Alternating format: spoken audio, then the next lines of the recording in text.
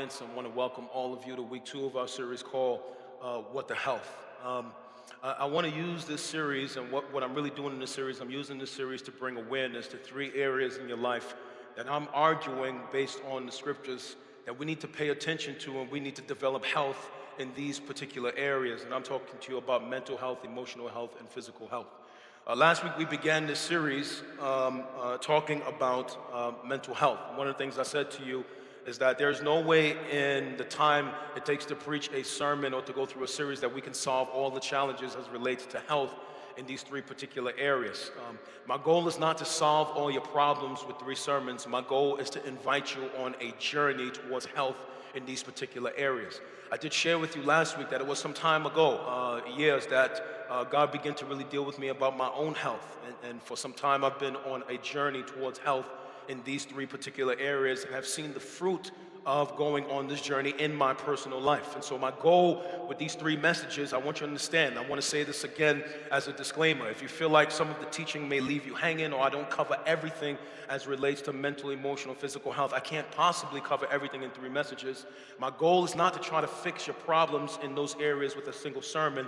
My goal is to invite you on a journey, that you would be aware of unhealthiness in these 3 areas, and that you would make a personal decision to say, you know what, enough is enough. I'm going to take the first steps on a journey that can last months, that can last years, that can be a lifetime for some people.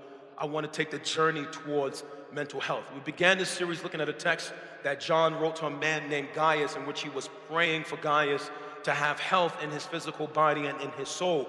I told you last week that the word soul means suke, where we get the word psychology from, and scripturally it is the seat of our mind and our emotions. And so we know from that text in the New Testament that John, the apostle of Jesus, was praying for a man to have a healthy body, to have a healthy mind, and to have a healthy emotions. And so last week we talked about spiritual health, or talked about mental health. We looked at spiritual pathways to mental health, and we looked at natural pathways to mental health.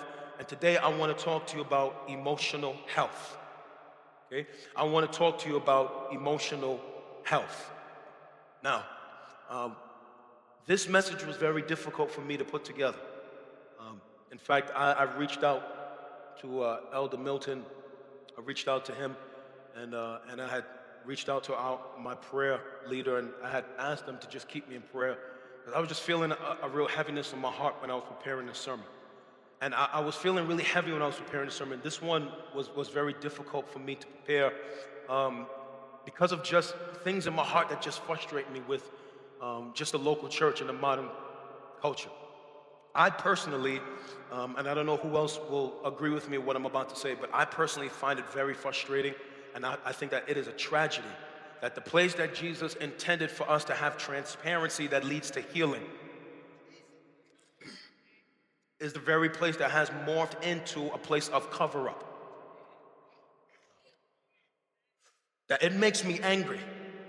It makes me frustrated to the point of tears that there's so many people who are followers of Jesus, whether sitting in this room, watching me right now on YouTube or podcast, listening where you are, who are battling so much things in our emotions, and are so broken in our emotions, and are so hurt in our emotions, and so led astray by emotions.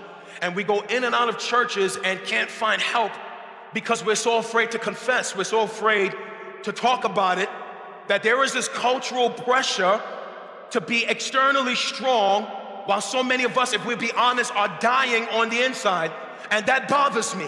It bothers me that there is a cultural narrative that does not allow believers to hurt, does not allow believers to confess. It does not allow us to be weak. It does not allow leaders to be weak or to confess or to be broken. There is a cultural narrative that says we must be on at all times, we must be strong at all times, and something is wrong with us if we're broken, something is wrong with us if we're hurting, something is wrong with us if we're having issues in our emotions. And so let me keep coming to church while my marriage is being disintegrated and not say anything. Let me keep coming to church while I'm drowning in sin and not say anything. Let me keep coming to church while I'm battling iniquity and not say anything. Let me keep coming to church while I'm contemplating suicide and not say anything, because people expect me to be strong and not have a problem. Where did we get that from? We didn't get that from the scriptures. Not when we have men like Paul that says he boasts in his infirmities and his weaknesses. Not when he writes things like in Romans chapter 7, the things I don't want to do, I do, and what I should be doing, I don't do. And who's going to rescue me from this body of death? Thanks be to God through Jesus Christ. That I feel so upset that we have this veneer on our culture that says it's not okay to not be okay. If any place we should feel comfortable not being okay, it should be in the family of believers. We should say it's okay to not be okay. It should be okay for us to have problems and find help, but only in the church. Behind our suits, y'all know how this go down, and behind your makeup, and behind the hairstyles, and behind the titles, and all of that, man, we'd be preaching and broken, singing and broken, fighting with our husband and wife the whole way to church, and don't let anybody know that we're going through. And then we look up some months from now, somebody's life implodes, and we wonder why, like you was going through this all the time, and no one knew. And the result is a growing number of silent sufferers who's either imprisoned by their feelings or imprisoned by culture. Let me tell you why I take this very seriously, okay? My wife and I, when we was in Bible college, had a very close friend. And this sister, a white sister we really loved, we developed a very close relationship with this sister. Spent time with her, ate with her, spent time in our home with her. She was dating one of my closest friends at that time in college, and she was one of these people like really smiley face on the outside. But then she starts showing signs that something was wrong on the inside, right? We would bump into her and things would come out that would lead us to believe that maybe something was not going on, something was not right inside her heart, right? I noticed how she started looking for her boyfriend to fill the role of what her father was supposed to do. So she tried to make her boyfriend her father. And where her father failed her in what he was supposed to give her in affirmation and love and acceptance and all those things, she tried to find that in her boyfriend, and when he couldn't live up to that, their relationship ended, and then she was just broken. She would start saying things like, I'm tired of life, and I'm frustrated. And she would start expressing all these things, but no one would ever take her seriously. She started talking about like, no, my problems are too heavy for me. And I don't know how long I want to be here. And she was talking, but because she was smiley face, everybody just blew that off. Like nobody took that serious. Watch, even my wife and I didn't take that serious. We just said, you know what? She's always crying wolf. The semester after we graduated from school, my wife and I got a phone call, you remember this? That this sister was found in a car in front of Kroger in the parking lot with a bottle of pills on the floor, some alcohol in the car. She was unresponsive. She had taken her life. She committed suicide. Nobody took her serious. And I never forgot that. Because she was having trauma in her heart, but masking that under the pressure of church culture, that everybody expected her to be well and to just serve and keep doing what you're doing, and there was no space for her to really vent what was going on in her heart. She's gone now because of that. As I thought about her story, I thought about this sermon, it really caused me to revisit my own emotional trauma, being formerly suicidal twice, dealing with my emotional trauma as a leader.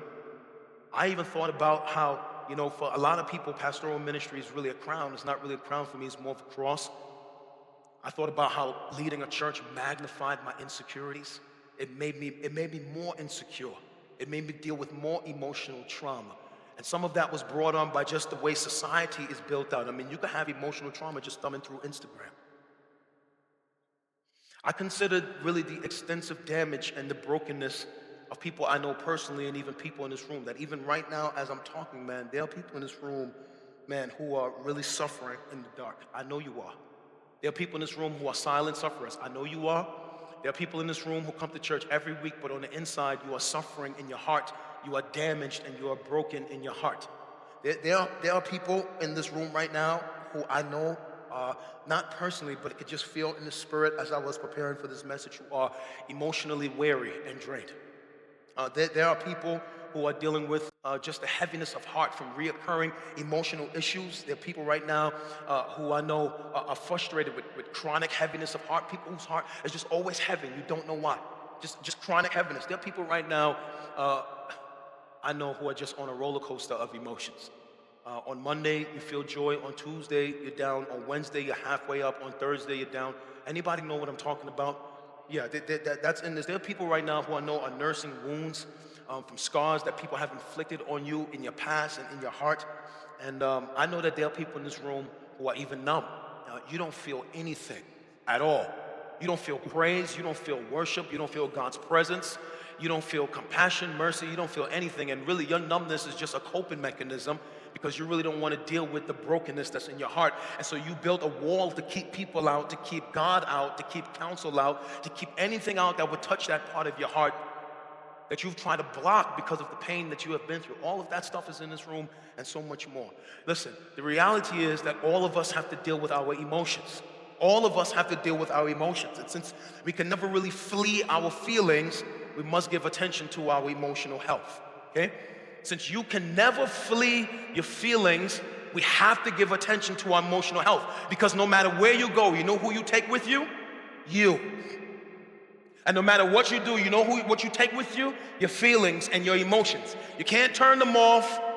You can't try to ignore them, right? They're there.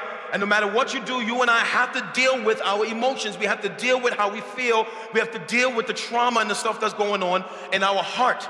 And since we have to keep dealing with emotions, since it's not going anywhere, I'm encouraging you and inviting you and pleading with you to join me on a journey of emotional health, because a lot of us in this room are not emotionally healthy. A lot of us in this room are probably emotionally toxic.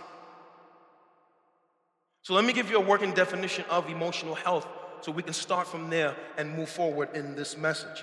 Emotional health refers to one's emotional well-being. And I want to just teach. I want to take you to school this morning. It refers to emotional well-being and determines one's ability to control their emotions and behavior and build lasting relationships and show resilience in times of trouble.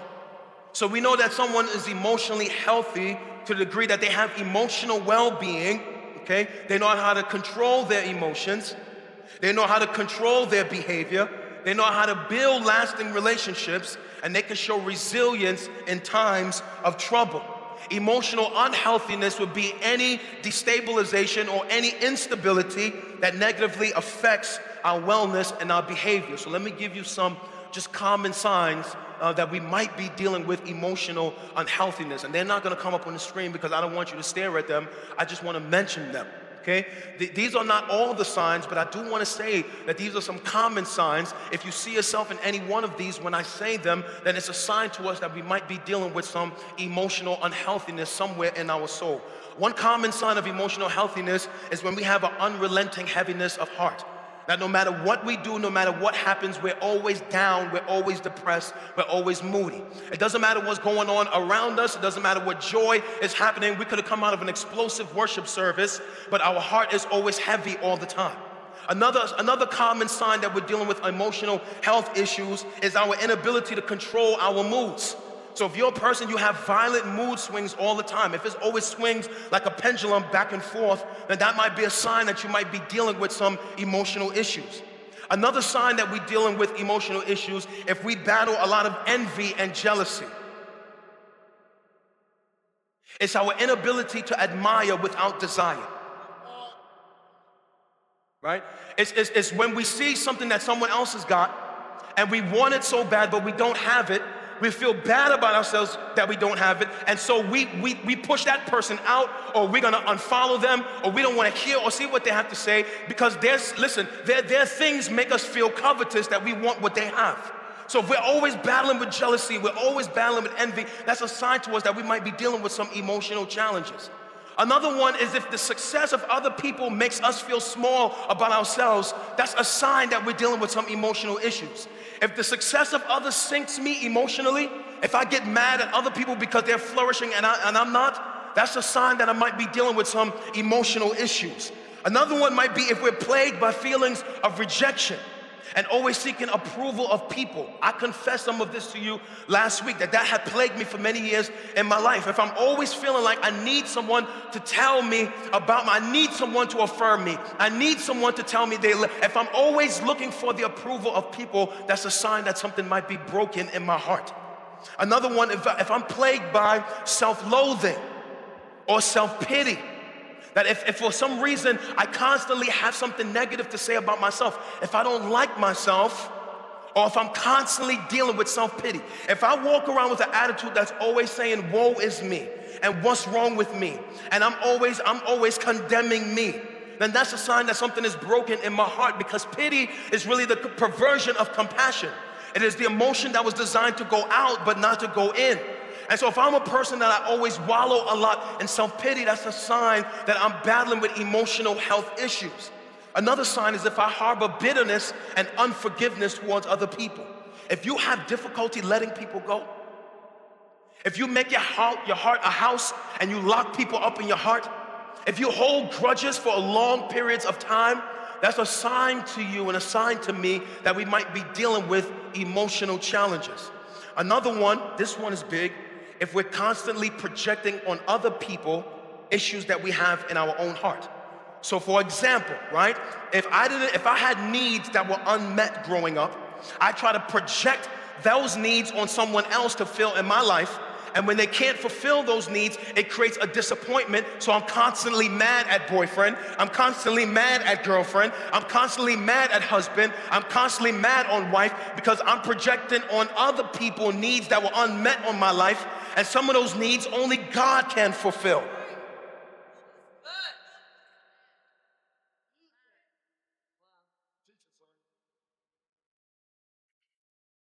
Another one would be if you're impulsive, that if you're rash, that if you fly off the cuff easy, if you're always going left and right with your decision making and you never slow down to think about what you're doing. If I'm really impulsive, that's a sign that something might be broken in my heart. Another one, listen, if you have trouble sleeping and you have trouble getting rest, if you have a difficult time sleeping and getting rest, that's a sign to you that something may be broken in your heart, in your emotions. If they keep you up at night, they wake you up in the morning, you can't sleep, you can't rest, you're tossing and turning, those are signs that something might be going on in your heart. Another one, if you deal with falsehood, that if you have difficulty telling the truth, that is a guaranteed sign that you have emotional health problems. If truth evades your mouth, if you easily bend the truth, if you can lie and sleep,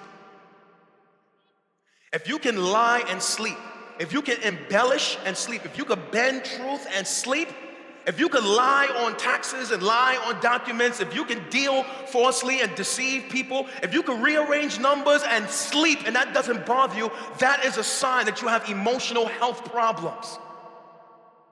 And if you have difficulty maintaining relationships, if you're always lonely, if you're always losing friends, if you're on how many husbands or how many wives, then that's a sign that we have emotional problems. And why is it important for us to pay attention? Listen to me. And I took my time to put together this sermon, and I wrote these notes carefully. Why is it important for us to pay attention to our emotional health? A couple things I do want to tell you, and they will come up on the screen. Number one, because our emotional health affects the quality of our interior lives. This is very important. I'm telling you, I know what it feels like to live and be miserable all the time. And at some point in time, you get tired of living and just being miserable, okay? And if we are emotionally unhealthy, our interior lives are gonna be very dark and very dismal, and we could be living and moving and being, and all the time that we are miserable in our hearts, okay? We will only be as strong as the health of our minds and our emotions. Okay? Another reason why it's important for us to pay attention to our emotional health, because of the temptation to believe that everything we feel is true. Feelings do not authenticate truth. And you have to be careful about believing everything you feel is true. It is very dangerous to believe everything I feel as truth. How many times have we acted on something we felt or said something out of something we felt only to find out that we was wrong in what we did or wrong in what we said? Because we often have a tendency to just believe if I'm feeling it, it must be true. And we have to be careful that we don't get tempted to believe that everything I feel is true. Another reason we have to pay attention to our emotional health, because of this one is huge, because of the danger of making permanent and irreversible decisions based off feelings.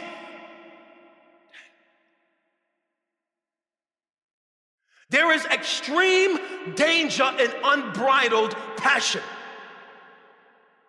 That just because I'm feeling something, I just make crazy decisions because of the things that's going on in my heart.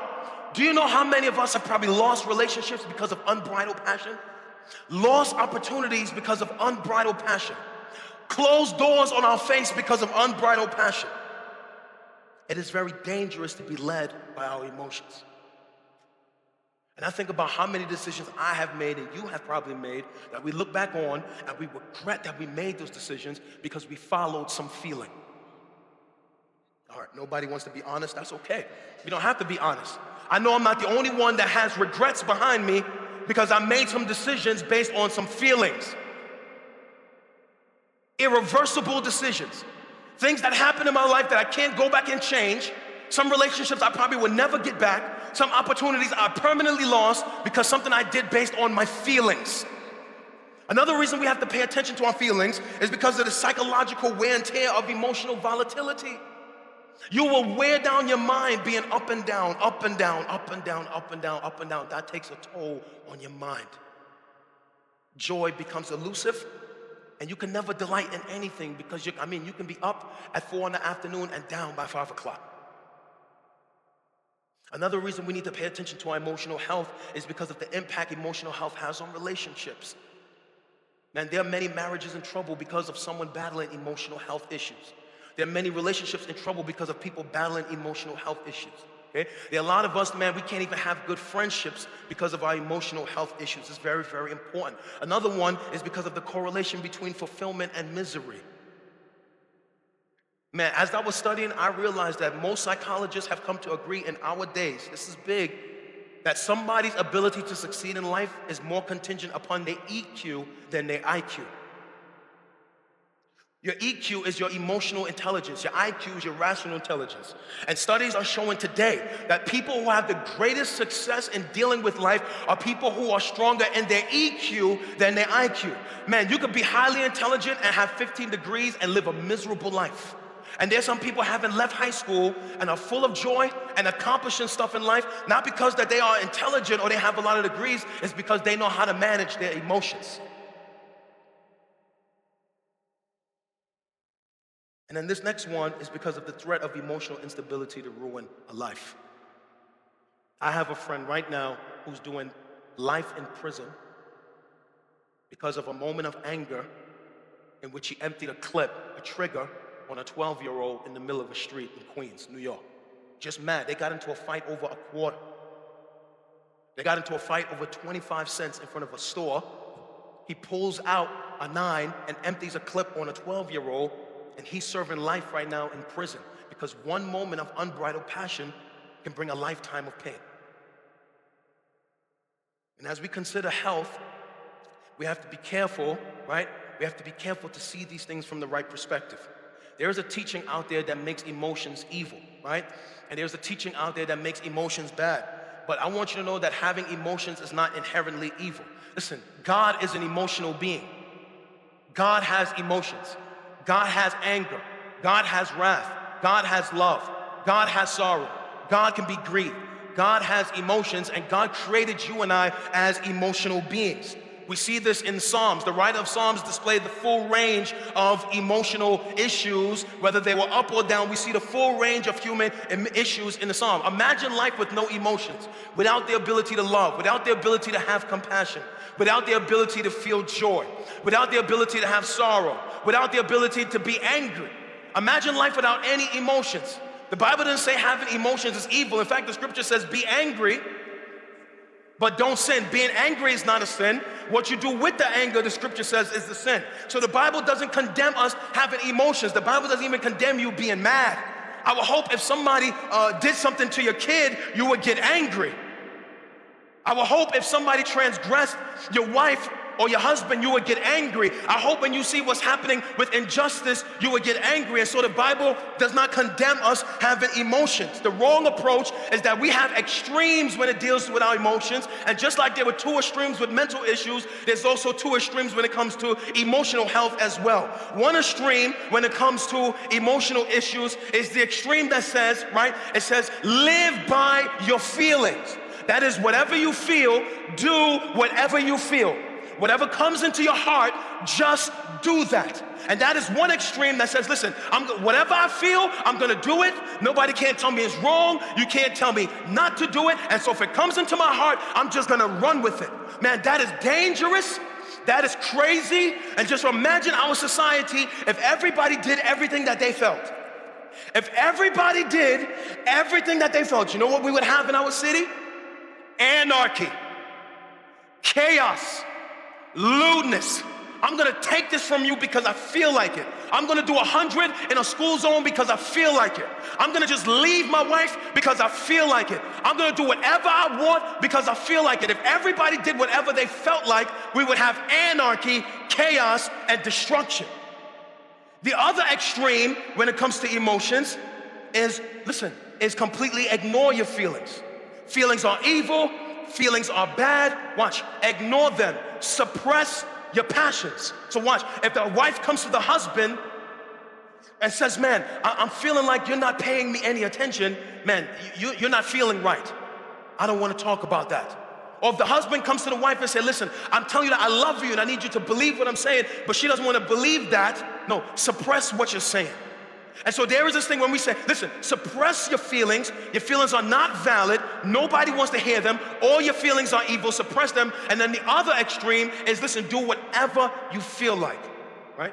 And the issue is we have to find balance in our extreme because God is an emotional being. He created us with emotions, and the real issue is not having emotions. The real issue is understanding their rightful place in our human experience. So I want to say something to you that's very, very important, and I want you to never forget this.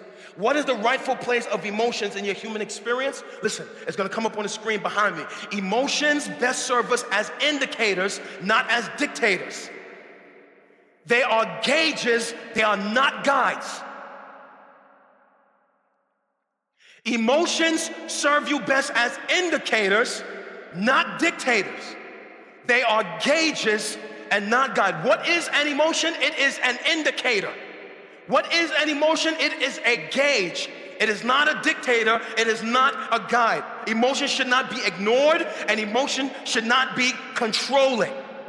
So for example, right, I have a friend who has a very nice car, and a couple weeks ago he was telling me about this feature in his car, right? So in his car, if he's driving on a highway, he has a little light on his rearview mirror, an indicator that blinks if something comes into his blind spot.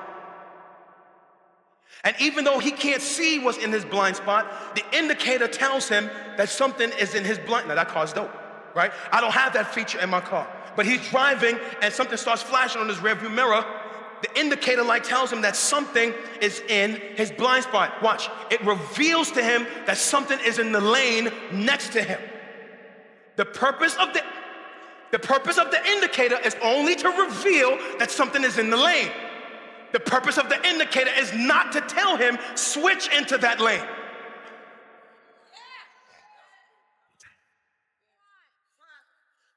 The purpose of the indicator is only to reveal to him that something is in the lane. The purpose of the indicator is not to tell him, switch into the lane. He, after getting the indication light, must make his own decision whether or not he wants to switch into the lane or stay where he is. The indicator is to reveal. The indicator is not to dictate. The indicator is a gauge. The indicator is not to guide him into the next lane. Your emotions are only indicators of things that's happening in your heart. They reveal joy. They reveal sorrow. They reveal anger. They reveal frustration. They're like indicators that tells you, man, something is going on in your heart. The purpose of the emotions is not to tell you what to do with that emotion. Our emotions just tell us this is in your heart. Man, somebody said something and I felt rage. All the rages is an emotion that's telling you something is in your heart. The emotion doesn't tell you kill the person because of the rage. The emotion just is an indicator, like to tell you rage is in your heart. And then if we're wise, watch, we feel, then think. Feel, think. Feel, think. Feel, think. Not feel and just do. Not see the light on the rearview mirror and just merge. If every time he got that indication in his rearview mirror, he just merged, you know what he would get into? A crash. So we have to feel and think. Feel and think. Feel and process what we're feeling. Because my emotions is not a guide. I don't ignore the indicator, but I'm also don't be led by the indicator. I see it going off in my heart, but I'm not just gonna run behind the light. The light is only to tell me something is going on in my heart. It's not to tell me to switch lanes. Does that make sense?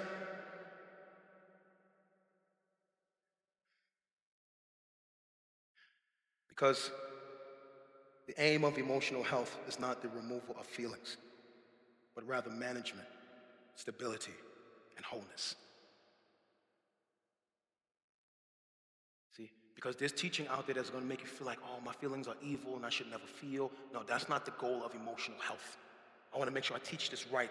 The aim of, if I say I'm healthy, listen, I could be healthy and feel anger. I could be healthy and feel sorrow.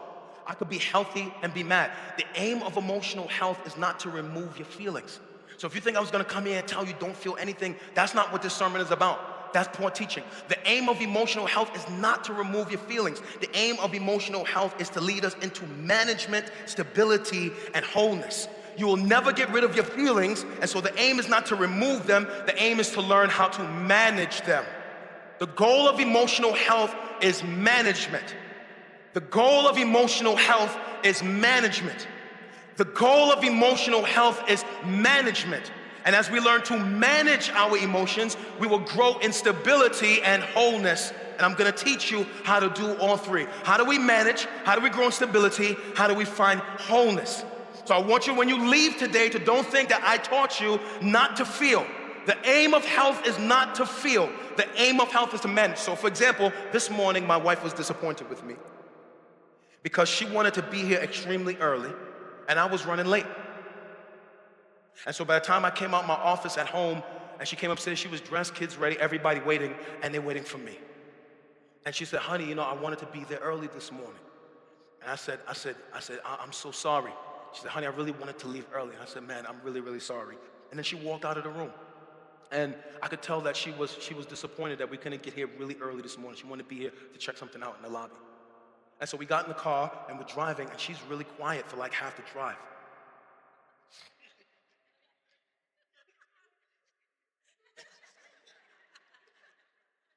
And normally when we drive to church, my wife is singing songs and she's praising God and she's bopping in her chair and she's staring at the clouds while she's driving, and she has her own record deal in the car. She's putting it down and she's blowing and like everything is really, really, the sun is shining and she's singing her heart out, and the whole way here she's like this.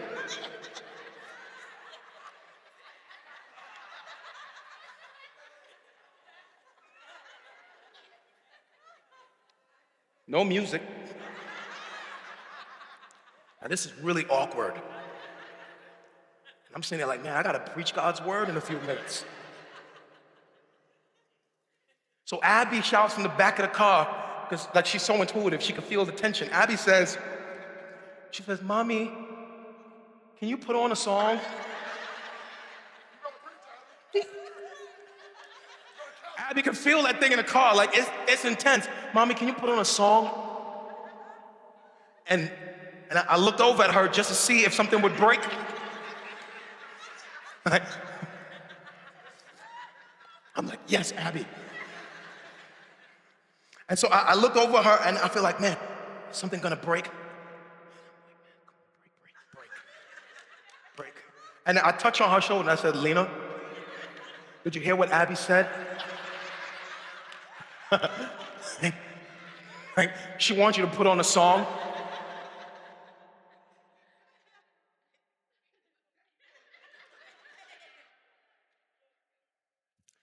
So she puts on the radio, which is abnormal because she normally would listen to her music from her phone. She puts on the radio, she puts on some station I don't even like. And now we listen to some music and I don't even like it. And I already know I'm still in trouble.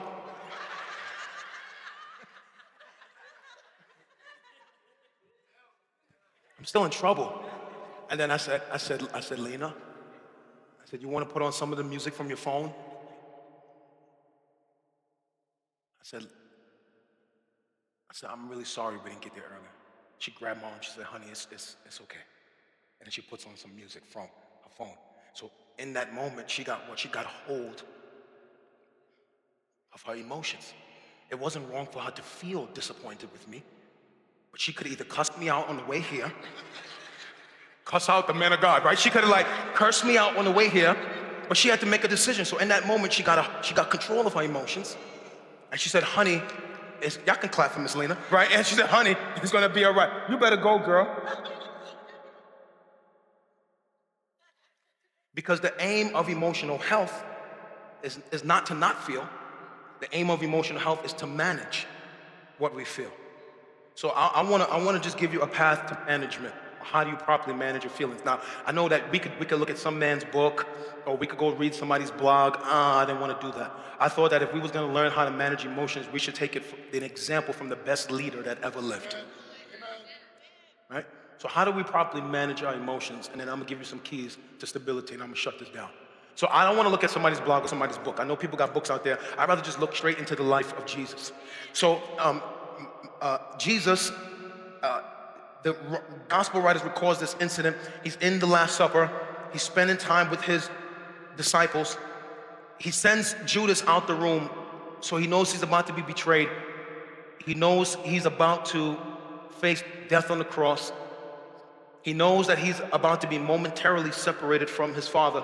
And I don't know if you ever really understood this theologically, but probably the most painful thing for Jesus was not only what he suffered physically, but the fact that for the first time he would have to absorb sin. And because of that, the Father would have to turn his back on him for just a moment. And that was extremely painful for him. So he's dealing with all this stuff in his mind. He gets up from the room, and then he walks out of this room to this garden. And I want to read to you what Matthew recorded happened in this garden, just a couple verses. And I want to show you some principles from one incident in Jesus' life to teach us how we properly manage our emotions. So Matthew recorded this. Jesus just pours out his heart. He's dealing with pain in his heart. And then Matthew records this in Matthew 26, 36 to 39. Okay, he says, then Jesus went with his disciples to a place called Gethsemane. And he said to them, sit here a while I go over there and pray. Now watch the next few verses. He took Peter and two sons of Zebedee along with him, and he began to be sorrowful and troubled. Verse 38, then he said to them, my soul is overwhelmed with sorrow to the point of death. Then he says to them, stay here and keep watch with me. Verse 39, going a little further, he fell down with his face to the ground and prayed, my Father, if it is possible, may this cup be taken from me. Yet not as I will, but as you will. Now, as we grow in maturity, we have to learn the proper way to manage our emotions. Health is not the eradication of emotions. Health is the management and stability of our emotions. So if we just take this one text, I didn't want nobody's blog, nobody's book, just the scriptures. If we take this one text, I want to pull out 4 principles from this one text. Very important. Write them down. Take a picture of them. They will teach us something. How do we properly manage the indicators that are going on? Because Jesus had an indicator. What was the indicator? Sorrow. He's feeling sorrow. He's feeling pain. He knows he's betrayed. So that indicator light goes off, sorrow. And what are some principles we can learn to properly manage our emotions when our indicator lights go off? Number 1, we learn from the life of Jesus. It is wise for us to invite others into our emotional struggles. Come on, sir. The Bible says he took. So he comes out the room with 11 men. You got to read the scriptures. He comes out the room with 11 men, and he leaves 9 of them in their place. I'm sorry. He leaves 8 of them in place, and watch, from the 11, he takes 3 of them, Peter, James, and John. So he has 11 men over here, and he's going through what? Sorrow. 8 of them are not ready to handle that sorrow.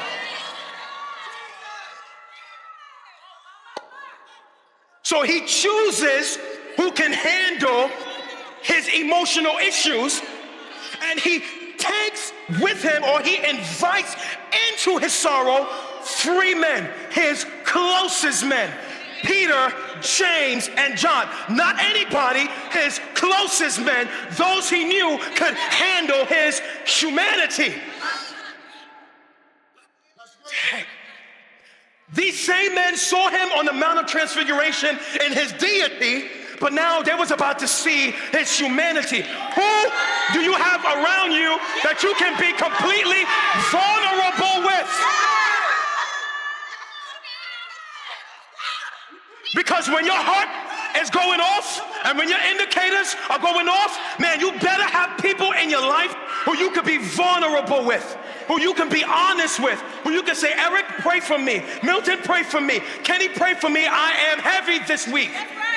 He took 3 people and invited them in to watch his sorrow. The scripture says he took Peter, the 2 sons of Zebedee, with him and began to be sorrowful.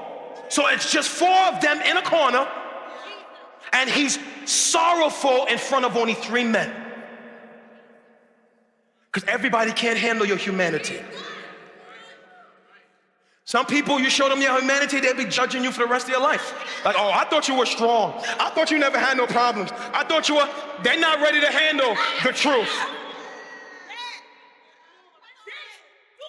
They're not mature enough to handle the truth. Everybody can't see your humanity. So you got to be selective about who sees your humanity. But listen, you are wise to not battle emotional trauma alone. Because when we are alone, we make ourselves a target for the enemy and a target for our thoughts. So Jesus, battling an indicator, oh my God, this is so good. Battling an indicator goes off in his heart, sorrow. He says, whoa, this is so heavy, I feel like dying. I can't handle this by myself. Too heavy. Jesus, this is so heavy, I feel like dying. This is too much to handle by myself. Let me find Milton. Let me find Kenny. Let me find Eric.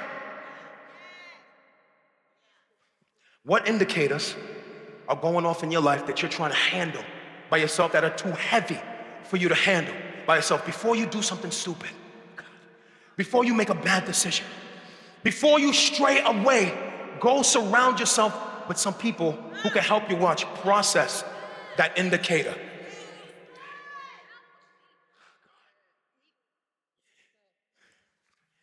If Jesus needed support, now I know you're strong, I know you're mighty, but if the Son of God needed support during emotional trauma, you and I are no match to deal with all of our indicators by ourselves. It is healthy to build a support system when you know you have emotional trauma. How else do we manage our emotions? This is all Jesus, nobody's blog. Number 2, find freedom to experience and express your emotions. Who told you you have to keep everything bottled up inside? And who told you it's wrong to feel? Where did you get that from? Some of us, we feel so condemned because we're feeling something. It's not wrong to feel. And some people are dying because you don't vent. There's some of us, we never talk about how we feel. And the first step to healing is confession. You need to name it, you need to get it out. You need to say, you know what? I am angry about this. I feel hurt that they did this to me. Call up so I feel bruised about this, right? The scripture says, listen to what the scripture says. Jesus says, quote, parentheses, my soul is overwhelmed with sorrow to the point of death. And he was the greatest leader of all time and confessing his emotional trauma. See, and let me tell you the problem. The problem is you look to people like me and you want us to never confess we have issues. How do you find hope in that? I know you love your preachers and you love your fill in the blank their names, and you love people that they act like they have it all. How do you find hope in that? How do you find hope where there's no transparency? How? You think these people are superheroes. That's what you think. You think Bishop so-and-so or prophetess so-and-so or whatever someone, you think they're superheroes. And so you idolize them so much because you don't see their humanity. And they never take the time to confess. No, you have to learn to get it out. Your heart can only hold sorrow, but for so much before it starts spilling out of you in behavior. You need to get it out your mouth before it bleeds out of your life. Would you rather it bleed out of your life and cause damage, or would you rather get it out your mouth so you can find healing? Jesus. Oh my God. I hope some of you get liberated today to say it's all right for me to confess. You know what? Some of you need to corral that prayer team when this is over and say, you know what? I've been going through this in my marriage. I've been going through this in my heart. Watch. Pray for me. My soul is overwhelmed with sorrow to the point of death. That came out of the mouth of Jesus. So it's okay to experience heavy emotions, but we must also find the freedom to express them. Spirituality is not void of feelings. Confession is a key to management. For example, I'm gonna put some of my own business in the street, it's okay. So this week in a staff meeting, it was Tuesday, we was in a staff meeting on Tuesday. Okay.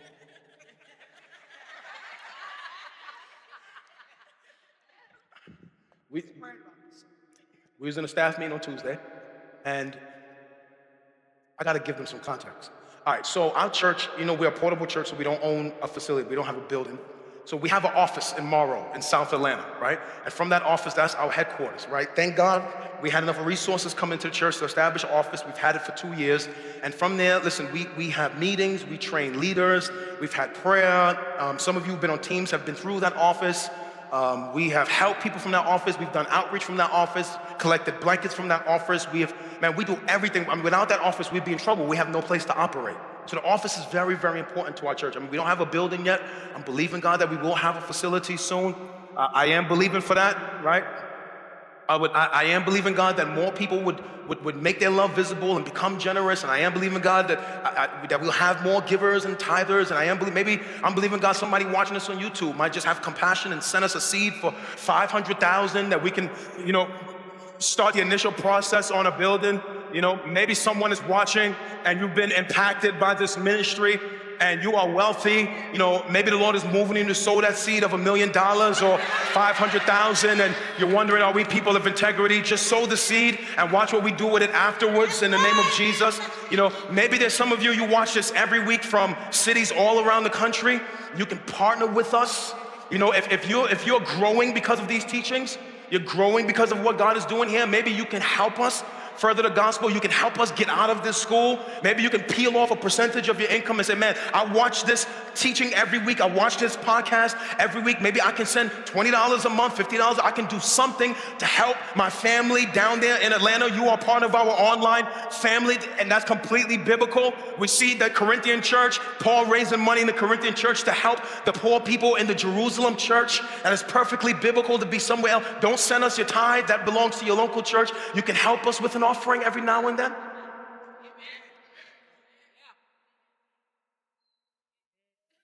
So we have this office, and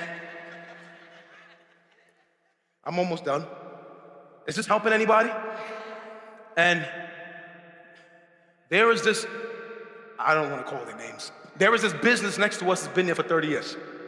And one day they came knock on a door with the manager, the owner of the office, and said, hey, these people are interested in your space.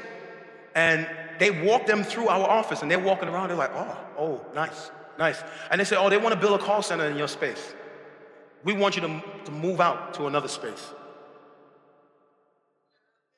So you're trying to push us out to give them our space, and they bullied us for months trying to push us up to get to our space, and they kept putting this contract in front of me, and every time I went to sign the contract, something happened. I felt like God was telling me, obviously, don't sign the contract.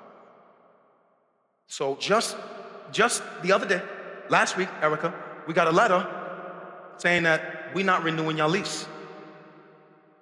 It don't matter what y'all do, in 3 months when your lease is over, we're not gonna renew your lease. So you know what they've done?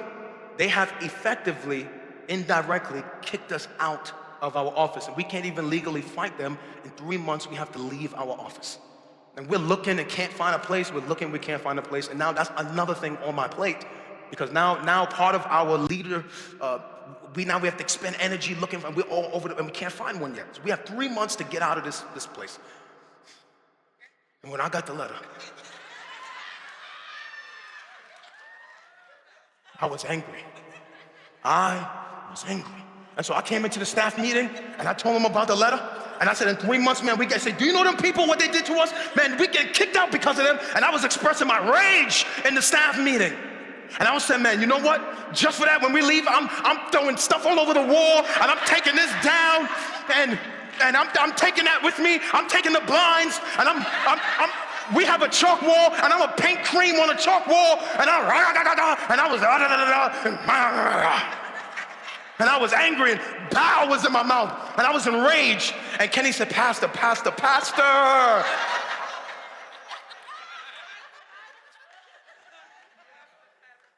And he was like, Pastor, man. I said, Pastor, man, like we can't do that. Like, come on, Pastor, we can't do that, Pastor. Like, you know, Pastor, what if we just do this? And what if we do this? And Pastor, what if you think if we just do this? Because I know how you feel, and I think that it would be okay if we did this. And then the room got quiet, and I looked at Kenny, and Melissa was sitting there, and she was like, breakthrough. And the room was quiet. Kenny's looking at me, I'm looking at him, Melissa's looking at me. And I said, Kenny, I don't care what you say. I'm painting this wall, I'm taking my blinds, I'm taking that. They're gonna feel the wrath for what they did to us.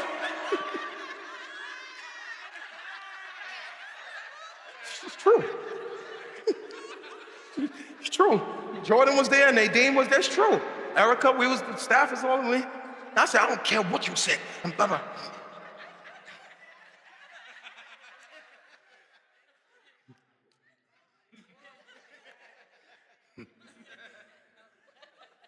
And I was just confessing to him what I felt. It's all right for me to be angry, and I was confessing. Now, I didn't do it yet, so I didn't sin yet. I didn't sin yet.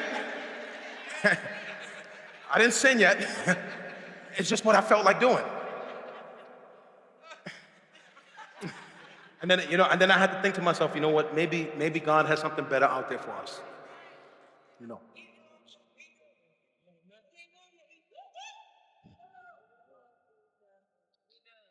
So after I left the office that day, I went home and I began to do the next thing, which we see management, what Jesus did. I drew near to God.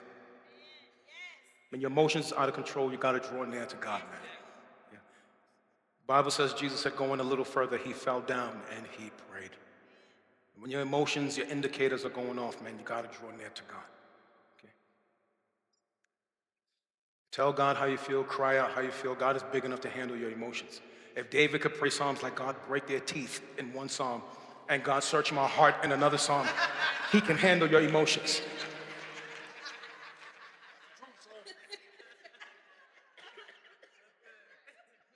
And then this number 4, this last principle to managing your emotions, all not from no one's blog, from the life of Jesus. This next one is what I did with Kenny and with God. Number 4, subject your emotions to what is right in God's sight. Because our indicators sometimes can be crazy, we must have a gauge. We must have a standard outside of our own morality. Your morality cannot be the standard for your indicators. Because if your morality is the standard for your indicators, then you have made yourself a god. And you and I are not good gods. We are bad gods. I am not good at being a God over my emotions. And so when I feel rage, I gotta subject that rage to the authority that is higher than mine. You need to challenge your emotions, subject your emotions, right? You need to weigh your emotions against what is right in God's sight. So this would be an example of, and I know this is a tough one, man, they hurt me, and I say I'm gonna hold them.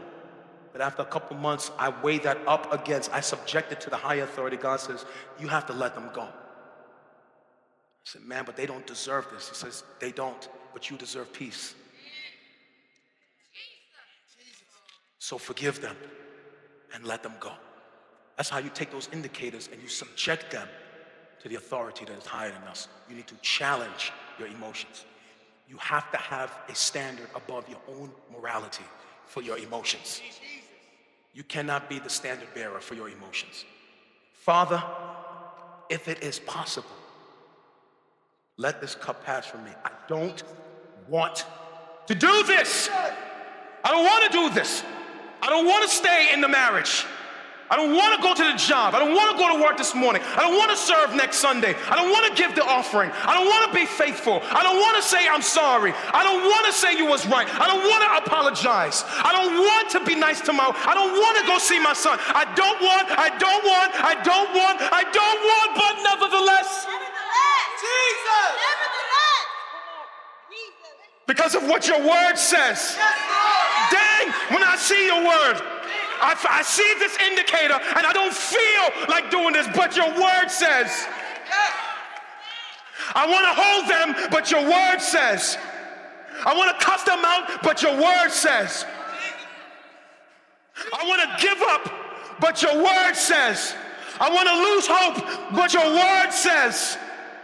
I don't feel like being faithful, but your word says. I don't want to be generous, but your word says. I don't want to love, but your word says. Nevertheless, that indicator, not my will, but your will be done, because your morality cannot be the standard for your indicators. Right? That's like this church shooting in Charleston, and that gentleman walked in and killed all those people during a service. And I will never forget how one of the women went on CNN at a press conference and said, I'm not going to hold him. He took the life of my loved one, but I forgive him. Why? Because her indicator was sorrow. She was probably angry. She was probably enraged. And she held that emotion up, that indicator up, to the standard that was above her own. She subjected it. She challenged it. Then she channeled it in the right direction. That's how you manage your emotions. You manage your emotions, right, by inviting others into your emotional struggles, by expressing your pain, by drawing near to God, and keep subjecting your emotions to the standard. As if we grow in maturity, we learn how to manage our emotions. It will help us with our behavior. It will help us from ruining our life. That's how we grow in management of our emotions. And for those of us who realize, you know what, I am not healthy in my emotions, I don't want to leave you hanging, let me just give you these last couple things. This is important for me to give you because I'm intentional that I don't want to leave this series and not give you guides. So these last things I want to give you, and then I'm going to pray for you. You could just take pictures of them or just jot them down really quick, okay? If you know you're struggling with emotional health issues and you want to grow in emotional health, okay? You want to grow in emotional health, these quick things, I just want to give them to you, will help you grow in emotional health. Number one, just develop the discipline of managing your emotions. Just taught you that. Okay? Snap it, take a picture of it, write it down. Okay? You want to develop the discipline of managing your emotions. The more you learn to manage your emotions, the more you'll grow in emotional health. The second thing is nurture your soul with the scriptures and with hope. Keep feeding yourself God's word and keep having optimism, hope about the future. Okay? This next one is very important. You would grow in health if you invest in your marriages, your singleness, and your relationships. If you are married, you know what it is to be heavy because your marriage is toxic. So if both of you, I'm talking to both of you, start investing in your marriage like my wife and I did, it will help you to grow in emotional health. If you're single, don't see marriage as the promised land. You have to see your singleness as beautiful while you are single, and invest in your singleness. You don't keep saying, woe is me, and where is he, and why is she? No, if you are single in this season, see your singleness as beautiful and invest in your singleness. Man, go to a movie. Go get something to eat. Be single and have swagger in your singleness. And don't feel bad if you're not married. Invest in your singleness. Be single with swagger. Where all my single people at? Be single with swagger. Tweet that. Hashtag, right? At Philip A. Mitchell. Be single with swagger. Don't be going around, woe is me, because he's not there or she's not there. Be single with swagger. Invest in your singleness. And if you have a marriage, listen, she's not Kim, and she's not somebody you got to stop dreaming about. Invest. Listen, the Bible says drink out of your own cistern. That's what you got. You got to work with that.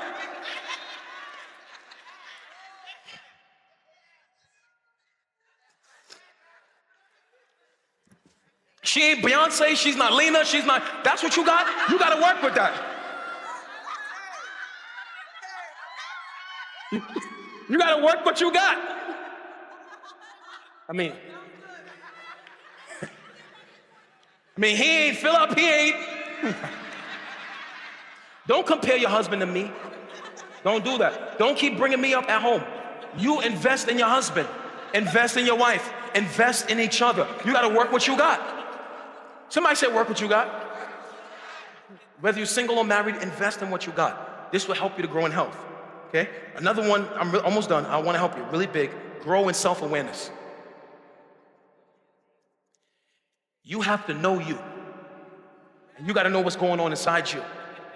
You got to be sensitive to your own indicators. Like, why am I always angry about this? You got to know, why does this always sink me? Why every time I go here, I sink? Why every time I talk to this person, I sink? Maybe I need to stop talking to you. You have to know you.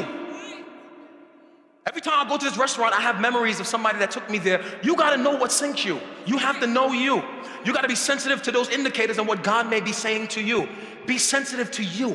Grow in personal awareness. I had to say, you know what? If I spend too much time on social media, it sinks me. So I don't spend as much time. That's why I don't go on Facebook. I don't go on stuff populate from other places. I don't like Facebook, so I don't go on there. Because it would bother me. So I don't go on there. You got to know you. I like Twitter and Instagram, right? And I try not to go on there that much. But if social media, there was a point where I was too addicted. So I had to curb my appetite for that. You got to have self-awareness. You got to know your own triggers. This next one is big. Almost done. You need to avoid personal extension beyond personal capacity. You need to avoid personal extension beyond personal capacity. Philip was guilty of this. You are not Jesus. And you cannot be the answer to everyone's problem, and every cry is not yours to fix. And you can't keep saying yes to everything. Every yes you say to one thing is a no you must say to something else. So you can't, every time you hear a cry, you run into it. Or every time somebody wants you to do something, you say yes. You need to learn this powerful word called no. You can't be involved in everything. You can't help everyone. And you can't think that you can run into every problem. That is a complex of emotional unhealthiness. You have to learn to say no. Don't do things beyond your capacity. You know you're beyond your capacity when you're burnt out and stressed. You're doing too much. This next one will help you grow in health. Almost done. Grow in personal contentment and gratefulness. There's nothing wrong with having vision and goals, but you have to learn to be thankful for what you have. If you're always crying down what you have and always tearing down what you have, your heart is never going to be whole. It's not the house you want, but be thankful you got someplace to live. Not the car you want, but be thankful you have something to drive. You can't keep tearing down the things that you have. You have to find contentment. Be thankful. Listen, I'm driven, and everyone knows me, I'm driven. I have goals. Girl, go for yours. Dude, go for yours. But while you're going, be content with what you have. Okay? Does that make sense? Okay. Just a couple more and I'm gonna pray for you. Oh my God, Lord, help us. Lord, thank you for helping me with this. This next one, you need to practice the habit of Sabbath. It took me 5 years of ministry to learn this, pastoring a church. I just learned this in the last year. Being a workaholic is not godly. And if you think being a workaholic is godly, you have not read the scriptures. It is not godly to be a workaholic. Pause. God created for 6 days, and on the 7th day, he rested. Hold up. If God needed rest,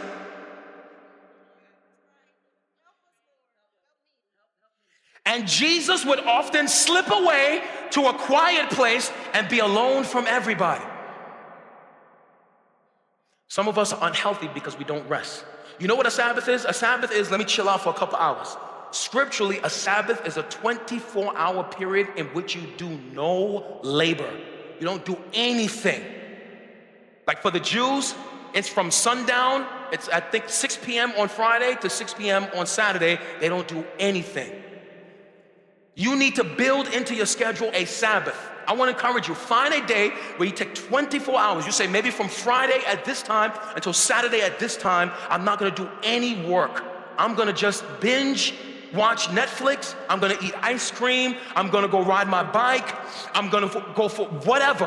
I'm going to put on my onesie. I'm going to be lazy on the couch. I don't have one. I'm going to put on my onesie. I'm going to be lazy on the couch.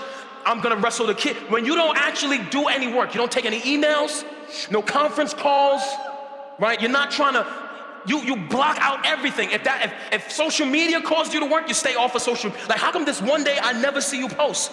I'm on Sabbath. You build in 24 hours of just rest. For me, that's Sunday evening until Monday evening. That's why you won't find me. I don't post. I'm not answering your calls. I'm not taking your text messages. You're not bullying me into a meeting. It's Sunday evening until Monday evening. I don't do any work. Now I don't. I know, now I don't.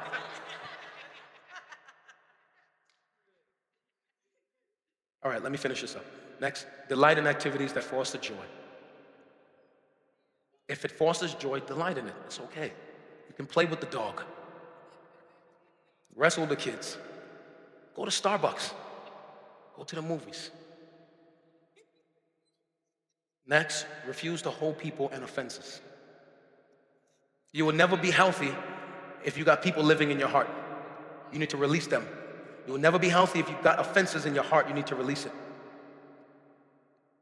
2 more. This next one, oh God. You want to be healthy, at some point in time, you got to embrace you and God's plans for you. You're not going to get another you. You're not going to be somebody else. You can stop pretending to be somebody else. You just got to embrace who you are. Your metron, your circle, God's plan for your life. It is what it is. That was your start. It's not about where you started, it's where you end up. This was your parents. You got to embrace you. And then this last one, you got to build a strong, intimate relationship with Jesus.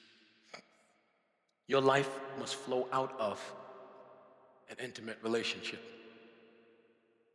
with Jesus.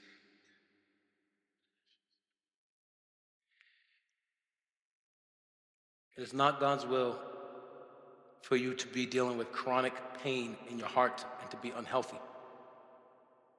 That's not his will for you. You can't read the scriptures and come away with that. God absolutely wants us to be healthy in our hearts. And if you're in this room and your heart is broken, your heart is shattered, you got to find healing. You can find healing, you got to start grieving. You can't keep that stuff inside. You heal by grieving, getting it out, flushing out what's in you out of you. You heal by letting stuff go, letting people go, letting yourself go. You can't keep condemning yourself for stuff that's in the past. There are people in here, your heart is broken because of something over your shoulder. I know what that feels like. At some point in time, you got to see your past as a school and not as a prison. Your past is a school. It's not a prison.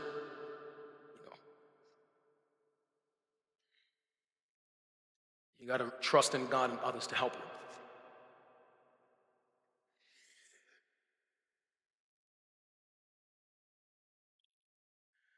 This teaching is very important because you're never going to get away from your emotions. You're going to deal with them every day, all day. And I know personally the pain and the regrets and the damage of being led by my feelings and making bad decisions because of that. So I pray that you would lean into this teaching, and I pray that you would feel God's Spirit saying to you, my son, my daughter, it is my desire for you to be emotionally healthy and strong. It is not God's will for you to just be broken emotionally for the rest of your life. That's not his will. He wants you to be mentally healthy. He wants you to be emotionally healthy. He wants you to have self-control. The Bible says a man without control is like a city without walls. Did this solve all your problems in a sermon? No. But if you take this teaching, you begin to apply these principles, you will put yourself on a journey towards health. I'm on my journey. And I'm pleading with all of you, hundreds of you, to join me on the journey of mental health and emotional health. It will radically transform your life. Your emotions are indicators. They just reveal what's in your heart. Don't ignore them, and don't be led by them. Let them reveal, and then follow the plan of management for your emotions. My prayer is that a year from now, some of you will testify and say, Pastor, you remember that series, What the Health? Man, it changed my life. I'm healthier in my mind today than I've ever been before, and I'm healthier in my heart than I've ever been before. God has truly changed my life in this regard. I want you to be, and I want you to join me in the journey of emotional health. You need that for your heart. The heart is wicked, it deceives. Man, it can make us heavy. I want you to be emotionally healthy in your heart. And I want you to join me on that journey. Amen, my brothers and sisters? Amen.